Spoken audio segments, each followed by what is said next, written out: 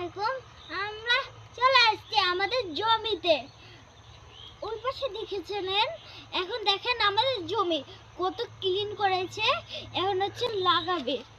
দেখেন এটা, এই যে আমাদের দুন্দুল। দেখেছো ছোট্ট ধুন্দুল। আমাদের এখানে ধুন্দুল আছে। এই যে দেখো ছোট্ট ধুন্দুল। ও ওই যে হাত দিও না। এটা বাবা হইছে।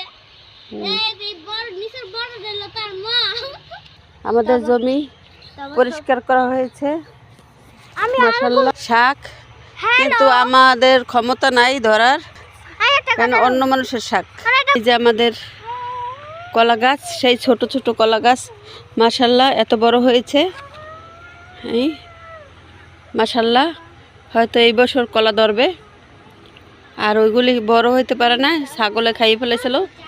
এখন আবার আল্লাহ দিলে আমাদের ছোট্ট একটা ঘর, এইটাই শান্তি। বাসায় ভাড়া থাকি, শান্তি নাই।